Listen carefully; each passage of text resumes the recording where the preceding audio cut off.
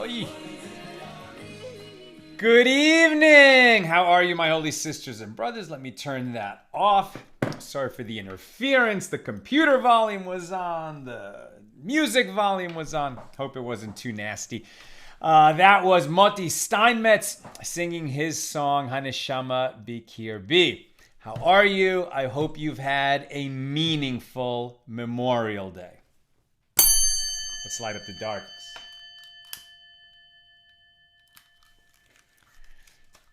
I was impressed when I went out to daven to go to morning minyan this morning. I left my house at 8 a.m.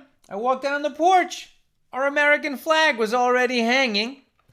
We like to fly the flag on American holidays, but I didn't put it up. How did it get up there at 8 a.m.? My son, my 15-year-old son, had woken up early. There it was. Amazing. I was so proud. He's 16. Let's see who is with us as we get it going on a Monday evening. Yehudit in Florence, South Carolina, Stephen in New Hampshire, Ann in Merced, Sharon in New Jersey, John in Sedona, Carol in Cleveland, Renee from beautiful Bloomington, Indiana, Tom in PA, Paul in the Great Northwest, Rose in New Mexico, and wishing Yehudis an Erev Tov, James in Indianapolis, Melissa in Great Neck, Pauline in Arkansas, Paula in Chicago, Lucy in Minnesota. Where am I? Yosef in Lowell, Massachusetts, PK in... PK says, God bless your wonderful son. Amen. Sue Strauss in the house from Chicago, Charles in Omaha. Welcome, everyone. Lynn in North Texas and Marjorie in Georgia over on the YouTube side. I opened yesterday's show with a pretty emotional expression of how I feel about attacks against Jews and against Israel in the news, and how that relates to the sin of the spies. I'm not going to repeat myself tonight, but if you missed yesterday's show, it's definitely worth catching the opening segment of what I said. I shared it as a clip as well, just with our friends, and maybe we'll put that on the just on the general AT page. What I wanted to mention tonight, I keep saying that, every day I read the Akedah Yitzhak. I started that when COVID, the pandemic hit, and I was davening alone every day. The binding of Isaac, when Abraham was commanded to bring his son Isaac. And every day I see something new in it. So this morning, I saw something new in it. The passage, and we always have a little bit of Torah before our Talmud page. This should be brief. So the passage, it's Genesis chapter 22. It begins, and it came to pass after these things that God tested Abraham. Vayhi achar hadvarim. It was after these things. It came to be after these things. So this word achar means after. It's a word we often use, like the mayim acharonim, or the waters with which we wash our fingertips after we've had a meal and before we make the birkat hamazon, the blessing after a meal. Achar, after. The acharonim are the later sages who are commenting kind of in our age. Those are the acharonim. So then we look down to verse 13 here in chapter 22, and it says, and Abraham, so after the whole incident, he takes Isaac up the mountain, he leaves the other two lads at the foot of the mountain with the donkey. Isaac asks him on the way up, I see the fire and the wood, where is the lamb for the offering? Abraham says to Isaac, God will see for himself, God will see to the offering for himself. And our sages explain that at that point, Isaac understood that he was the offering. He wasn't a little boy. He was 37 years old. He understood that for some reason God wanted this. And so he, along with his father, was ready to comply. They bound Isaac. Isaac asked to be bound so that he wouldn't flinch at the critical moment. Abraham lifted the knife. And then at that point, an angel of the Lord called out to Abraham and said, stop, do not harm the lad, don't do anything. God says, now I know that you are true. and you are going to be a blessing to the world, and everyone who blesses you will be blessed, etc. So so that was verse 12, right? And he, the angel, said, "Do not stretch forth your hand to the lad, nor do the slightest thing to him, for now I know that you are a God-fearing man, and you did not withhold your son, your only one, from me." Then, verse 13, and Abraham lifted up his eyes, and he saw, behold, there was a ram after it was caught in a tree by its horns. So the same word, achar. What's it doing there? We understand, okay, the ram was there. That's actually another question. Why was a ram necessary? Abraham passed the test. At that point, he and Isaac could have just got up and come down the mountain. Why did they have to bring an offering at all? Well, they came this far and, they were talking about bringing an offering, so God gave them an opportunity to bring an offering. Okay. But why is the word achar there? It simply could have said, and Abraham lifted up his eyes, and he saw, and behold, there was a ram, and it was caught in a tree by its horns. And Abraham went and took the ram and offered it up as a burnt offering instead of his son. Why does it say, and behold, there was a ram after it was caught in a tree by its horns? After what? Why is that word there, achar? And why does it echo the first line of this passage, and it was after these things? Now we have a midrash about the first achar. At the beginning of this section, it was after these things. So one midrash says that, well, Abraham had made a great celebration, and in that celebration, he forgot or he omitted to thank God, right? He was just celebrating his good fortune. He didn't make a public announcement. Abraham was so attached to God. Everybody can make a mistake, and he just forgot to thank God at that celebration. And that's when the Satan, the accuser, went to God and said, look, he's making a big celebration, he didn't bother to thank you. It was a celebration for his son.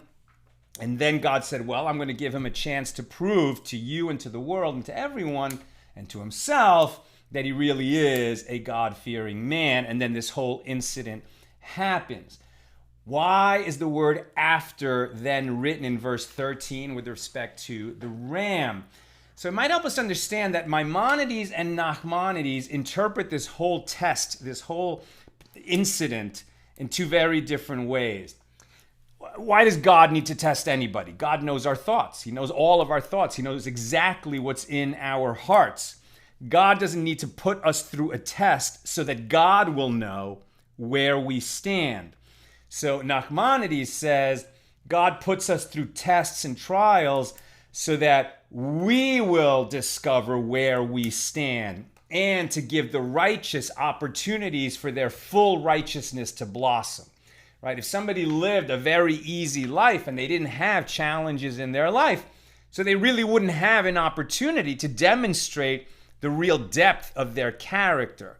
These tests are all of our difficulties in life, really are the situations in which we can express who we really are and what we're made of, right? And so the righteous people among us that have the right stuff, well, they demonstrate that they have the right stuff by going through trials and tribulations, not by sitting on a lazy boy watching TV, having an easy life. Maimonides says that the reason this test was arranged by God was not to prove it to God, certainly, not to prove it to Abraham, but to prove it to the world, to prove it to the public, to show, why was Abraham selected to be the father of this people, the nation of Israel? It's because he's made of this right stuff. God knows it, Abraham knows it, but now the world should know it, the public should know it. So those are the two ways that this is arranged. Now we go back and look at this word after with respect to that ram that had been there, right? It was caught in the thicket waiting to be the replacement for Isaac, but neither Abraham nor Isaac saw it until after they went through the test. And so perhaps what's being implied, by God as the author of the Torah here is that so many of these trials and tribulations, it's terrible when we're going through them. It's so difficult, but we have faith that eventually we'll understand what it was about. Now, that may not happen in this world or in this lifetime. It may happen that, our children or our descendants will understand what it is that we went through. Maybe we won't understand it until we're in the next world. But our faith is that no matter how difficult, no matter how much apparent injustice there is in this world, there's a reason for all of it. And if we're very lucky, then after we go through these difficulties, then we'll discover what it was all about, and we'll see, that opportunity to bring our offering, to sort of do our divine service on behalf of God and our people. Maybe we'll be able to see it after it happens in our own lifetimes, or maybe it'll have to wait, until we're in the next world. Since we all are souls, we have bodies, we are souls. So when we return to the world of souls, we pray that then we'll be given to see what it was all about. But if we're really lucky, we'll even see it in this world, as Abraham and Isaac were blessed to see after the test. Okay, that was on my mind today. Just wanted to share that with you. Let's get back to our daf. A little milestone. We're on daf Nun, page 50. Here in Tractate Yoma, the laws of Yom Kippur, as Yom Kippur was observed when the temple was standing. We're in chapter 5 and continuing our discussion of the first Mishna. And this concerned the high priest bringing the incense offering into the Holy of Holies. And a bunch of questions were asked about particular things that could come up and create a difficulty, create a test, as it were. One of them is, well, what if the high priest dies during the day? So after he's already performed some of the avoda, of the divine service on the day of Yom Kippur, he could have a heart attack and die. Something could happen to him. So now we have a backup high priest, a deputy high priest, who can step in so that the nation receives the atonement that it needs to receive. But does he start over, or can he go in and sort of pick it up where the first priest left off? Yesterday, the question we were asking is if the high priest dies after he has slaughtered the bull offering, and the bull is understood to bring an atonement for himself, the high priest, for his family, and for his brethren, the other high priests. They're all descendants of Aaron, but they're all family in a sense, but they could be quite distant in terms of cousins. So it's not so much that they're a family, but they're the brotherhood of the priests. So if he dies after shechting, after slaughtering his bull, and before he brings the blood into the Holy of Holies, and so that the new priest steps in, is he going to be able to bring the blood of the bull that was already slaughtered, or does he need to slaughter his own bull? That's the question that we've been discussing. And as we'll see, the answer to that question is going to depend, what we're discussing today, on is the offering of the bull, as I said, Aaron, the high priest, brings it on behalf of himself, his family, and the other priests. Is that a communal offering, or is it an individual offering?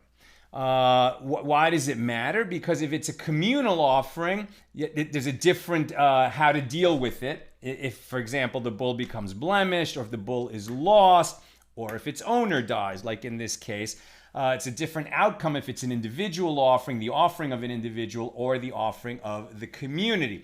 Now, normally when we talk about communal offerings, we're talking about the offering that's brought on behalf of the nation. But the bull is not brought on behalf of the nation. It's a very select group. The high priest, his family, and the other priests. So can it be counted as a communal offering?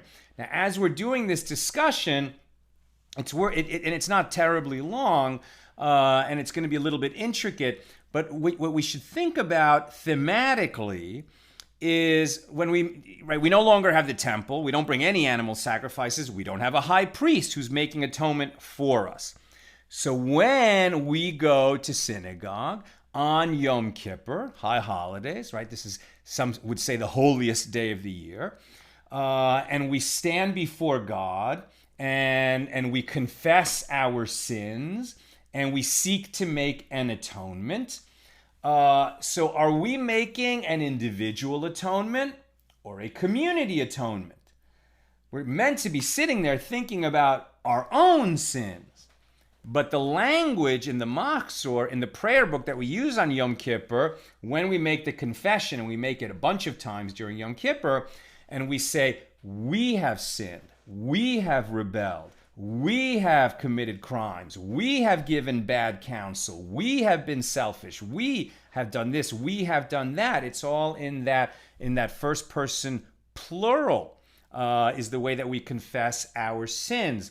So when we're talking about making an atonement, what is the effect of saying, I did wrong and I want to make amends for what I did wrong, versus we did wrong and I want to make amends for my part in what we did wrong, but I acknowledge and recognize that I'm part of a community and there's other people around me that are also going through a similar moment, right? What is the difference between community atonement and individual atonement?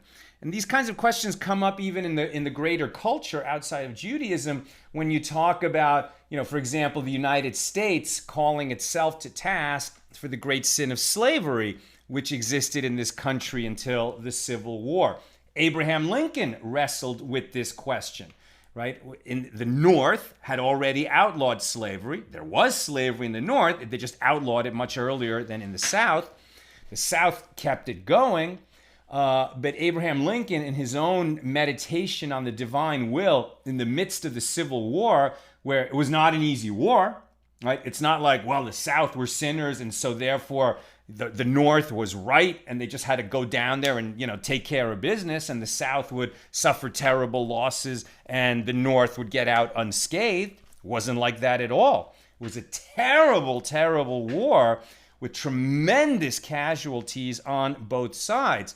And Abraham Lincoln, in charge and charged with, as commander-in-chief, sending so many boys to die, came to believe that the sin of slavery was a collective sin of the whole nation, and that the war had come as a collective punishment for the whole nation. Of course, many would say that 100 years later, the civil rights movement was still going on, still necessary, and there's still injustice in the country. So the war itself maybe is not the end of the penance, right? So this idea of collective sin and collective atonement, what does it mean? On a much, much smaller scale, one can think about, let's say it's just me. I know the only one that did anything wrong is me. In a particular situation that I could remember, I did this wrong thing. I'm not going to blame my transgression on other people. I'm not going to look to shift the blame. I'm going to hold myself accountable, and I'm going to seek to make amends for the wrong that I did, and to make a transformation in myself so that I would not commit that transgression again. Well, that sounds like something completely individual, an individual atonement. But if the full atonement is not just making amends, but making that personal transformation, well, then maybe bringing the community into your atonement is a good strategy, right? And so a different way to look at this is, if I'm trying to make a change in myself because I've hurt others and I want to grow out of that, and I know it's difficult to change one's personality, so maybe I will enroll others in the change that I'm trying to make. In other words, I'll tell people that I've done wrong. I'll tell them that I'm trying to make an atonement. I'll tell them this is what I'm trying to do. It's not easy for me, but I want you to know that I'm working on myself in this way. So, if you see me slipping, you can help me out and let me know that I'm doing that. Or just the fact that it's public, at least within a small circle of people, it's going to help me remain accountable, and I'll maybe be more likely to succeed in making a proper and effective atonement. So this relationship between individual and communal atonement is important. It's nuanced. There's no simple answers here. But let's see how this plays into the discussion of this offering that the high priest brings on Yom Kippur. So the Gemara returns to the issue of a replacement high priest entering with the blood of the bull that was slaughtered by the first high priest, the one who died during Yom Kippur in this hypothetical example. And let him derive the answer to this problem from the fact that it is a sin offering whose owners have died, right? This bull, isn't it being brought as a sin offering? So we have a law about sin offerings, right? Sin offerings were when did you bring a sin offering? When you made an unwitting transgression of a commandment that's in the Torah. For example, you desecrated Shabbos. Now, if you do it on purpose, you don't bring an offering for that. You don't bring the sin offering. You do it when you did it by mistake. If you did it on purpose, you're going to have to make an atonement, but you don't qualify to bring the sin offering when the temple is standing. So here, maybe the priest is bringing this bull offering, and it's really a sin offering. So if it's a sin offering, okay, we have a law for what happens when there's a sin offering whose owners have died before the sin offering is completed. After all, the bull of the first high priest is a sin offering, and its owner has died. Since there is a principle that a sin offering whose owners have died is left to die, this should resolve the dilemma. So when a person is bringing a sin offering, they've set that animal aside, they bring it to the temple, and then something happens to the owner, and he dies before his sin offering can be slaughtered and brought on the altar. So do you then go and slaughter that sin offering animal and bring it on the Mizbeach, on the altar? No, you don't. That animal is set aside. It can't be used as a sin offering. It can't be brought as sin offering, but it has been sanctified, so it can't just be returned out to the general world of animals. It's going to be set aside to die, as it says. So this should resolve the dilemma. So Rav and Bar Rav Ada said to Rava, your students say that Rav Amram said that the sin offering bull of the high priest is a communal sin offering, as the high priest brings it both on his own behalf and for his fellow priests. So therefore it's a communal sin offering, and when a communal sin offering has some of its owners die, you don't set it aside that it can no longer be an offering, since there's still other members of the community. It's not like everybody died. Now, as we learned in a Mishna in Tractate Temurah discusses what happens when one animal is sanctified to be an offering and then it gets replaced by another. That's what the word Temurah means. So in Tractate Temurah, the Tanaim there, the rabbis of the Mishnah there, debate which offerings override Shabbos and Tuma, ritual impurity. And Rabbi Meir said to him, so they're arguing about which offerings do we bring even though it's Shabbos, and we would violate Shabbos normally by slaughtering an animal, butchering an animal, burning an animal. You don't do that on Shabbos, but there are offerings that are brought on Shabbos. The daily offering is brought on Shabbos, right? So even though it's Shabbos, we still bring it. So they're talking about, so which offerings override Shabbos and which offerings override Tuma. An offering should not be brought if it has become impure, ritually impure, or if the owners have become ritually impure, or if the priests who would be bringing it are impure. And yet, even though all these people might be impure, the offering is still brought in certain cases. That's what they're talking about. So Rabbi Meir said to him, consider the Yom Kippur bull and the meal offering that resembles a wafer. This is the daily offering of the high priest, this meal offering in the form of a wafer. And the Paschal offering, the Pesach, right? So the Pesach is brought on Passover. That is not something that's done by the priests in the temple, right? It gets slaughtered in the temple. Some of the blood is sprinkled on the altar, and then they take it out of the temple. And as we learned in Tractate Pesachim, the group that registered to eat that Paschal lamb on Passover night eats it on Passover night. But those offerings, according to Rabbi Meir, each of which is an individual offering, and it overrides Shabbos and Tuma. So you might have thought that, well, communal offerings are the ones that override Shabbos and ritual impurity. But here Rabbi Meir brings 3 examples of offerings that, even though they're individual offerings, they still override Shabbos and Tuma. And included among them is the Yom Kippur bull. So it would seem that the Yom Kippur bull is not a communal offering according to Rabbi Meir. In fact, it is an individual offering, at least a small group of individuals like a family. And the Gemara rejects this proof.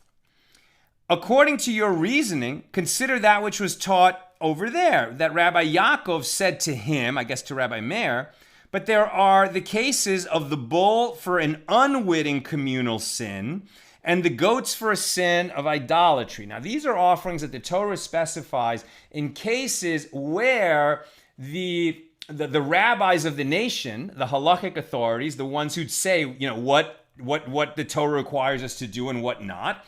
And there are new situations that come up in every generation, and then the people don't know what to do. So you go, to the rabbis in authority, and you ask them, what should we do? Now, let's say that the rabbis made a mistake. For some reason, they overlooked some part of the law that they didn't understand properly, or facts were missing. Some witnesses came and testified badly, or they made a mistake. For some reason, the rabbis make a mistake. They issue a ruling, and then the whole nation does the wrong thing. Because, they relied on the word of the rabbis. It makes sense. The nation didn't really do anything wrong, but everybody did do wrong. Everybody violated what the Torah should have had them do because the leadership made a mistake. In that situation, there is a procedure. There is the bull for unwitting communal sin and the goats for the sin of idolatry. If this unwitting sin, if this mistake of the community not only led to a transgression of the Torah, but even worse, idolatry, which God hates so much. Okay, so then there's offerings that are brought in that situation. So then there's the cases of the bull for an unwitting communal sin and the goats for the sin of idolatry and the shalamim, the festival peace offerings that we discussed when we were talking about the laws of Passover. These are extra offerings that are brought because the Paschal lamb itself might not be enough food for the group that's eating it. So they can bring additional offerings, which are just called peace offerings, which are slaughtered in a certain way, but most of it is eaten by the owners. And in all these cases, festival peace offerings and the goats for the sin of idolatry and the bull for the unwitting communal sin, these are definitely communal offerings, and they don't override Shabbos or Tuma, ritual impurity. So according to the above reasoning that it's communal offerings that override Shabbos and Tuma, but individual offerings don't, here we have communal offerings that do not override Shabbos and Tuma. So by inference that there is one who says that these are individual offerings, which is incorrect, right? So it's like, in other words, that argument that we're trying to use over there in the discussion about whether these kinds of offerings override Shabbos and Tuma, we're not going to be able to get an answer from that analysis on whether the bull of Yom Kippur is a communal offering or not, and what to do if the high priest dies during Yom Kippur. Rabbi Meir responded to the first Tana in that discussion as he heard him say in the form of a general principle. Communal sacrifices override Shabbos and Tuma, but individual sacrifices do not override Shabbos and Tuma. And in response to this claim, Rabbi Meir said to him, is this statement with regard to an individual offering a general principle? It's not a general principle. Consider the Yom Kippur bull and the meal offering resembling a wafer of the high priest and the Paschal offering, each of which is an individual offering, and it overrides Shabbos and ritual purity. So now we don't know what Rabbi Meir holds. Does he say that the bull of Yom Kippur is a communal offering? Or does he say that it's an individual offering? It could be held either way. We can't really learn out from that other discussion. And Rabbi Yaakov responded to the first Tana in that discussion from a different perspective. Is this statement with regard to a communal offering a general principle, which overrides Tuma, ritual impurity, But there are the cases of the bull for an unwitting communal sin, and the goats for the sin of idolatry, and the festival peace offerings, which are all communal offerings that don't override Shabbos or Tuma. Rather, grasp this principle. This is the principle that tells you whether an offering overrides the normal prohibitions of Shabbos or bringing an offering while something is tameh, ritually impure. The principle is any offering that has a fixed time for its sacrifice, it overrides Shabbos and ritual impurity, even if it is an individual offering. And any offerings that do not have a fixed time do not override Shabbos or ritual impurity, even if they are communal offerings. So what's dispositive about overriding Shabbos or Tuma is the question, is this an offering that must be brought at a certain time, right? So the daily offering must be brought every day. And but the bull for an unwitting sin of the nation, it doesn't have to be brought on the day that it's discovered that the nation made a mistake. It could be brought on the next day. It doesn't have a fixed time. That's just what we do when that situation comes up. But every day is every day, or the Paschal lamb that comes on Passover. So we know we do slaughter on a Saturday afternoon when Passover begins Saturday night. And therefore, we would think that the bull of Yom Kippur, which is brought on Yom Kippur, that's a fixed time. Okay, so it's going to override Shabbos and ritual impurity, but that doesn't answer the question, is it a communal offering or an individual offering? Abaye raised an objection to Rava. Is the bull of the high priest an individual offering? But we learned in a Baraisa with regard to the bull and the goat of Yom Kippur that were lost, right? So not that the owner died, not that the priest died, but rather, what if these animals are set aside to be brought, either the bull of Yom Kippur or the goats of Yom Kippur? They were set aside to be that animal, but then they get lost. And so now you have to replace that animal so you have a bull on Yom Kippur, or so that you have goats on Yom Kippur. So if they were lost, what do? You separate others in their stead. You bring a replacement animal because the first one was lost. But then what happens if you bring the replacement animal and the first animal that was lost is found? So now you've set aside an animal to be the Yom Kippur bull, and then it was lost. So you set aside another bull to be the Yom Kippur bull, then you find the first one. So now you've got two bulls that have been set aside to be the Yom Kippur bull. You only bring one on Yom Kippur. So what do you do with them? Which one do you bring? The original or the replacement? So in that situation, and the first animals were subsequently found, in that situation, the second set shall be left to die. They can't be, since the first set is found, that is the preferable one. It was set aside. It remains the one that we're going to bring on Yom Kippur. The replacement animals have been elevated to a state of holiness. They can't just be returned to the herd. They can't be brought on the altar. They can't be, shechted as part of the Yom Kippur service. So it would seem that they're going to be set aside and left to die. And likewise, the goats for a sin of idolatry that were lost, and he separated others in their stead, all of them shall be left to die. And this is the statement of Rabbi Yehuda. But Rabbi Elazar and Rabbi Shimon say, they shall be left to graze until they become unfit. They still can't be brought on the altar. They can't be brought as an offering that day. They can't be returned to the herd, but we don't just let them die in a somewhat cruel manner. Rather, we just set them out to pasture. It's like they get early retirement. They have nothing that they need to do for the rest of their lives except enjoy the meadow. And then eventually, until they become unfit, when they would no longer be fit to brought on the altar, then they can be sold. And so the money for which they're sold, the money acquires the sanctity that those replacement animals had. Now the animals can return to the herd. And then what is that money used for? That money is used, the proceeds go to bring free will offerings, as a communal sin offering is not left to die.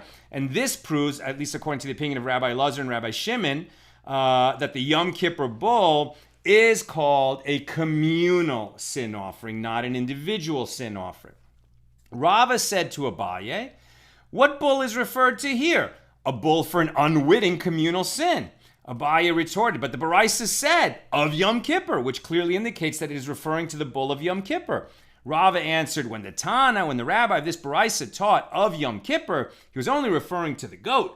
That is, the Baraisa should be read as follows, the communal bull and the goat of Yom Kippur, which is also a communal offering. But we don't know, because the goat for sure is a communal offering. The goats are brought to atone for the nation. The bull is not brought to atone for the nation. It's brought to atone for the priest, his family, and the other priests. So we don't know yet if it's a communal offering. So Abaye further asked, but wasn't it taught in a Baraisa with regard to the bull of Yom Kippur and the goat of Yom Kippur that were lost, and he separated others in their stead, and the first animals were subsequently found, all of the second set shall be left to die. This is the statement of Rabbi Yehuda. Rabbi Elazar and Rabbi Shimon say they shall be left to graze until they become unfit, whereupon they are sold and the proceeds go to buy a free will offering, as a communal sin offering is not left to die. And this second Baraisa explicitly states that the bull of Yom Kippur is considered a communal offering. And in fact, that is going to be the outcome of this discussion. By inference, there is no definitive proof that the bull of Yom Kippur is a communal sacrifice, but the question of why the bull is not invalidated upon the death of the high priest is resolved. We're not going to do the whole discussion, but rather it's understood to be, well, maybe it's not a communal offering, but it is the sin offering of partners. Right? If an animal is a sin offering, but it's being brought by partners, 2 or more people, one of them dies, it remains a sin offering of the other partners. And so even though the high priest is not bringing that bull on behalf of the nation, since he is bringing it on behalf of his family and the other priests, so even if he dies, there still are people who are vested in the atonement being brought by that bull. And so if the high priest dies on Yom Kippur, we don't have to slaughter another bull. The replacement priest who had a share in that first bull, since it was being brought as an atonement for all the priests, he can now continue the service and bring that blood into the Holy of Holies because he has a share in it. That's what I've got for us today. And so we see that in terms of the way that the service was structured when Yom Kippur was observed, when the temple was standing, right? There's this interplay between what is being done on behalf of the individual and what is on behalf of the entire nation, and then that kind of in-between area for the family, for his immediate community, his brethren. And those kind of circles of influence, I think, is something we should think about when we are seeking to improve ourselves, or when we are seeking to make an atonement for things we've done wrong in our lives. Just as when we make our confession today in synagogue on Yom Kippur, in our age, we make our confession, we have done this and we have done that. So, anytime you make an action, when you do a right or when you do a wrong, there's an effect not just on yourself, and not just on, the person who is, let's say, the victim of your transgression, or the one who is impaired or hurt by something that you have done. It's not just the two of you. You're a member of your family. You're a member of your neighborhood. You're a member of your community. You're a member of your tribe, if you're a member of a tribe. If you're a Jew, you're a member of the Jewish tribe, as it were. And your actions reflect on that tribe. Now, this is especially true if, when you leave your house, right, instead of wearing kind of a hip hat, you walk out in a kippah and you're a visible Jew. Okay, so, you're flying the flag. And we're all identified with various groups and communities.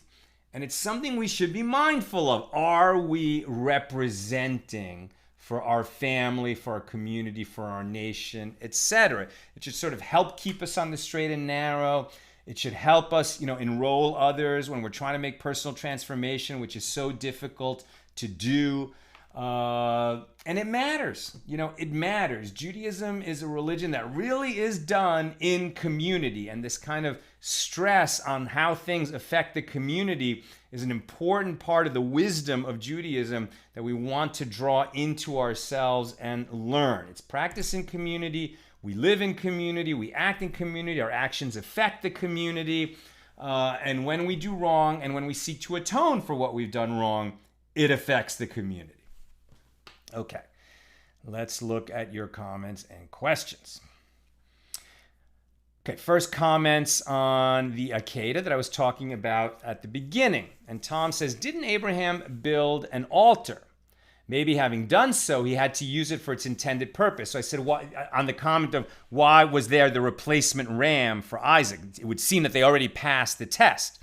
Why did they all, need to go further and bring that substitute, that tamura for Isaac, which was the ram that was caught by its horns in the thicket?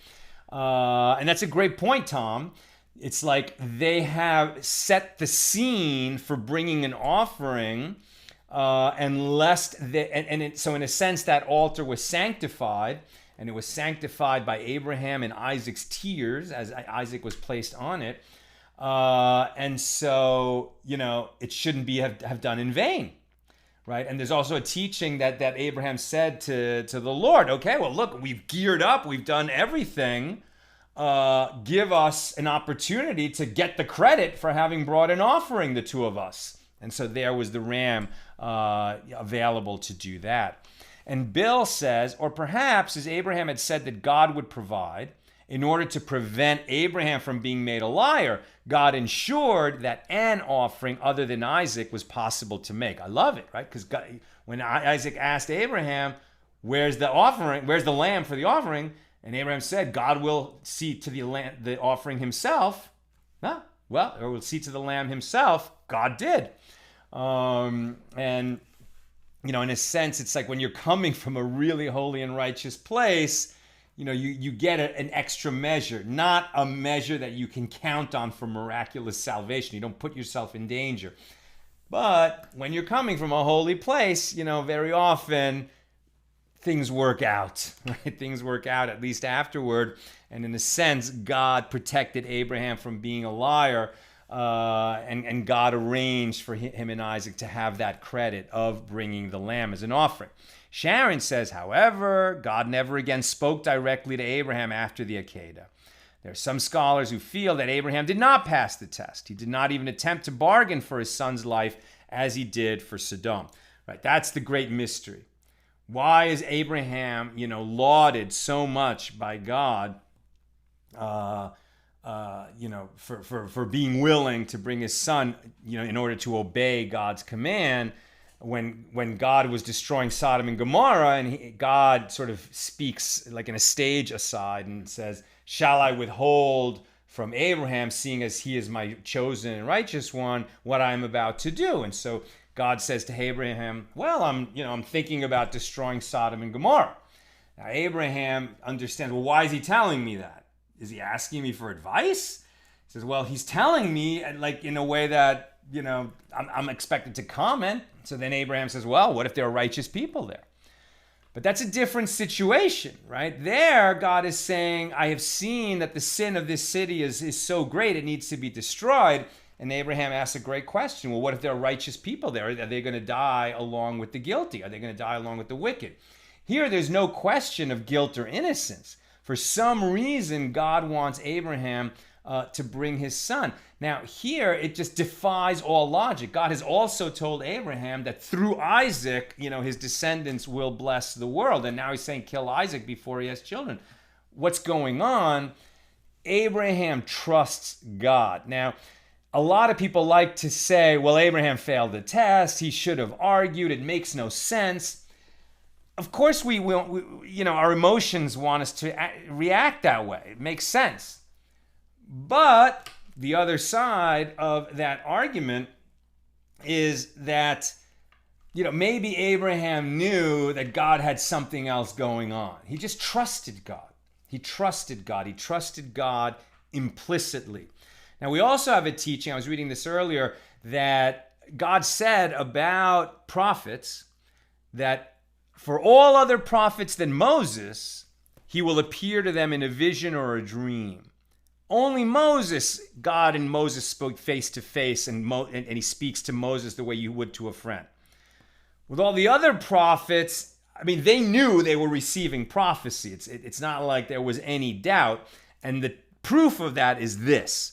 So Abraham received this communication from God in a way that wasn't as direct as Moses' prophecy, and yet he was willing to bring his son up on the altar. So, when a prophet receives a communication, it's not ambiguous. It's not like, well, some people think they're a prophet, but maybe they're wrong, right? A prophet is unmistakable. But Sharon's point is a good one, right? God told Abraham to bring the offering, and he did. An angel told him to stop, right? So even at that point, on the mountain, at the time of bringing the offering, bring Isaac as an offering, somehow God doesn't speak to Abraham directly. He sends this angel with the communication from God. And then we don't have conversations between Abraham and God anymore in the Torah after this incident. And Sarah dies. And, understandably, Isaac is traumatized by the event.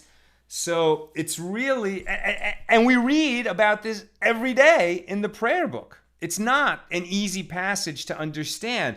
And all these kinds of doubts and wrestling with what does it mean is an important part of Torah study. It's not an easy passage to understand. I don't say that it is. And that's why I think it's possible to read it every day for a year and a half and find something new in it every day.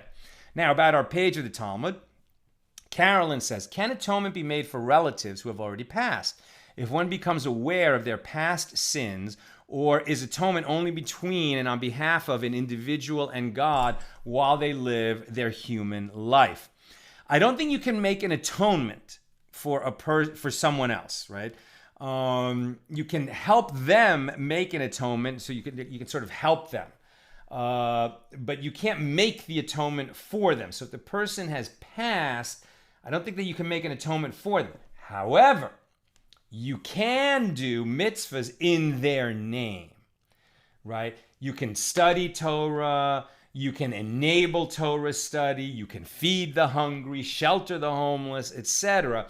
And whenever you give to charity, or whenever you perform good deeds, whenever you perform specifically mitzvahs, in the name of somebody who has passed on, that does accrue to their merit in the next world, right? Because they had such an influence on the people around them that even after they died, those people are seeking to do God's will in the name of the one who passed on.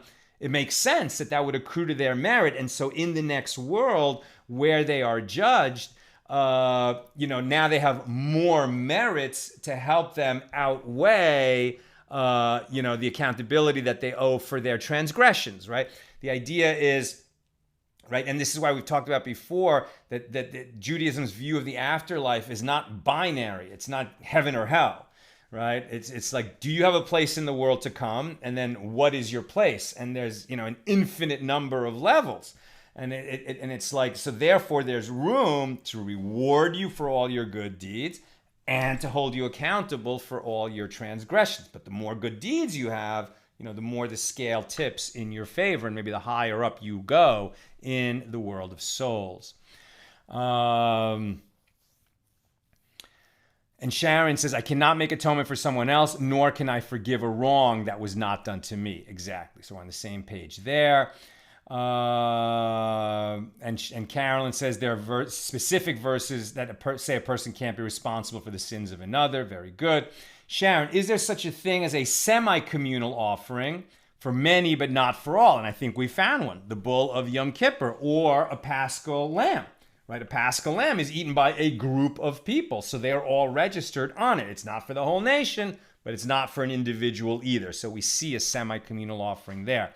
And Lucy, how could they think it was okay to let an animal die of starvation? Much more cruel than just slaughtering it. It's terrible. It's terrible. I can't understand it.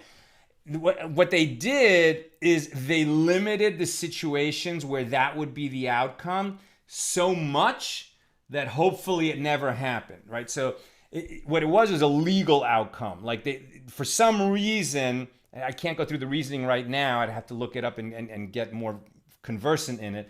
But the idea of just leaving it to graze until it develops a blemish and then selling it and using that money to buy free will offerings, for some reason, that outcome is not available for this very limited situation. But I think that just like, the Torah says that if you have a son who is a glutton, right? The gluttonous son. So much so that like he is gonna be this kid is gonna be no good. Right, like the way that he's just avaricious, for food, for drink, for wealth, for money. He's just going to come to no good. And so therefore the parents should take him to the gates of the city in front of the elders and stone him to death, right? This kid, before he ends up, going postal and committing some kind of mass murder, the parents should execute the kid. Now, that's unthinkable to us, and it was unthinkable to the sages. So what they said is, okay, that law is in the Torah, but for the kid to actually be deemed a glutton, he would have to eat, and then they give a number of the amount of food that he would have to eat and an amount of time that he would eat it in. So even Joey Chestnut, who eats 73 hot dogs at the hot dog contest on July 4th, he couldn't eat as much as the gluttonous son would need to eat in order to qualify for this death penalty.